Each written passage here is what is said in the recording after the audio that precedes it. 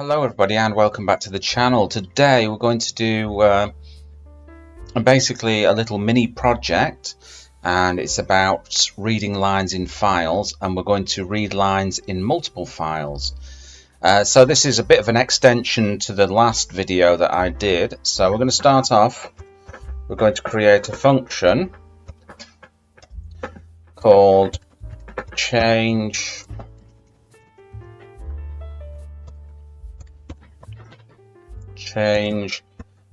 dir. Okay, so change directory, and then we're going to create a variable called path. We're going to assign it to input, and then we're going to tell the user what we want them to input. So we want them to input the path. You also need to import the OS module here before we start. Okay, so what we do is we create an if conditional, because we're going to evaluate some things. os.path.exists, and then it's going to be the scalar path here we did. So if this path exists that we've inputted, it's going to be os.chddir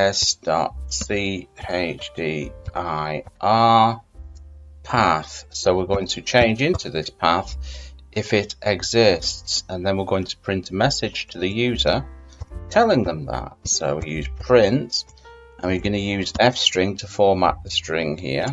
Simple message, current path, and then we're going to interpolate the path into here so we can see it. Okay, right. Okay, a little bit of a problem there. Let's have a look. So that's better. Okay, so let's come down here. Let's just test this out first of all. So we're going to call it by saying change dir, which is change directory. Oh, I forgot to do the else, didn't I? Okay, so else, if that's not the case, we're going to simply print path error. And then what I'm going to do is I'm going to give the user the opportunity to enter the path again by simply going back up to the prompt, change dir. We can do it like that. Okay, now we're ready to go. So what I'm going to do is I'm just going to run this. Here, let's make it bigger. So let's enter our path. So it's going to be C users mark desktop. Okay, so this is the legitimate desktop path. Hit enter. Current path, so it's printed it out and we've interpolated the current path into the string. So that's looking okay. So what we're going to do now, we're going to run it the same thing again, and we're just going to create an error here. So something like C, that should bring out an error. There we go, path error, and we've gone back up to the prompt again. Okay, so let's continue on from there. Just get rid of this. Okay, let's get rid of this here. Let's continue on. So now we're going to read the files. So we're going to create a function called read files. Okay, let's just close that there. Function read files. Okay, so we're going to create a variable here called total. Oh dear, I forgot to do something here. So once we've done that, we do read files.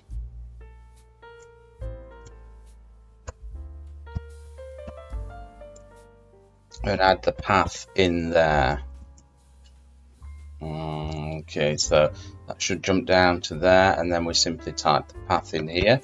so this function can actually see the path. Okay, so we're going to create a variable here called total lines, because we're going to read how many lines there are in each file. So we're going to loop through multiple files.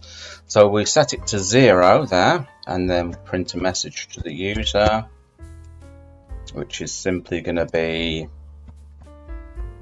reading files. And we might actually set a little pause on this. So this is where we import the time module.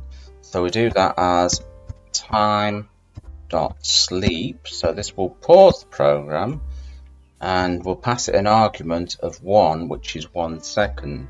So that will pause the program for 1 second. It will make the program look as if it's working away. Right, we're going to go into the for loop now. So we're going to loop through the directory. So for file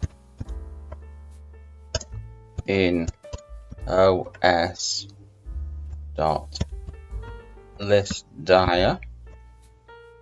which is going to be the path.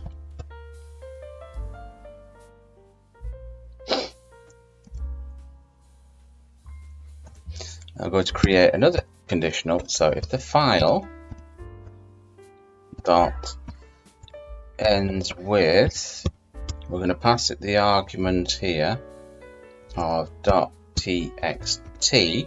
So we're searching for TXT files. So if the file ends in .txt, we're going to open it and read the lines. So we do that with open, simply entering the path here. It's not the path, sorry, the file. And then we give it a flag, which is going to be R for read. As file object.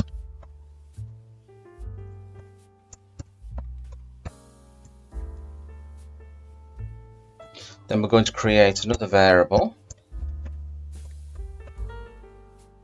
called contents.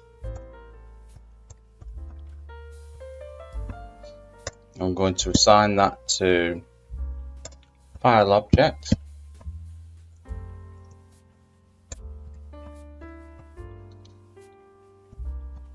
Read lines. So we're going to read through the lines in there,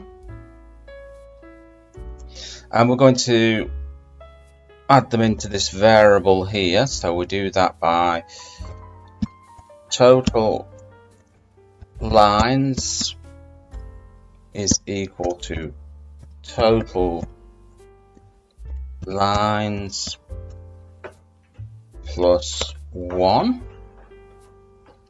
Then we're going to print out a message for the user, print, and we're going to use the F string again to format the string. This is simply going to be file. So that's going to give the name of the file, has total lines. So that's going to give us the total lines in the file. And here, lines. Okay, let's just move that back. Finally, we've got to finish off with the else.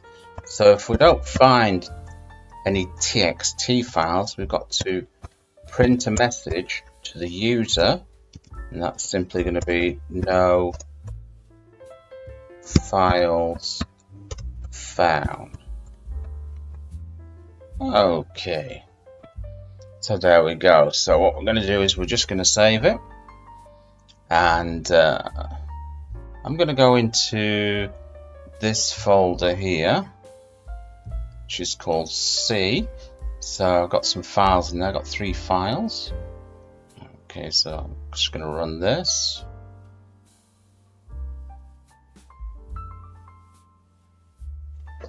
Okay, so I've got to enter the full file path, so that's going to be C users mark desktop. I think it's C. Okay, that's it. Enter. Reading files. Okay, so there we go. So basically what we've done here, if we change the path, and that's my desktop path, and that's the folder that we wanted to check in. We printed out the message, reading files. We've given it a 1 second pause, and then it's looked through the files. It's given the file names there. So new text document 2, TXT has 1 line, 2 lines, and 3 lines. So there you go, folks. Bob's your uncle and Fanny is your auntie. I hope you enjoyed that program, and remember, if you're not already subscribed to the channel, make sure you hit the subscription button below, give it a big thumbs up, and I'll catch you in another video. Bye-bye.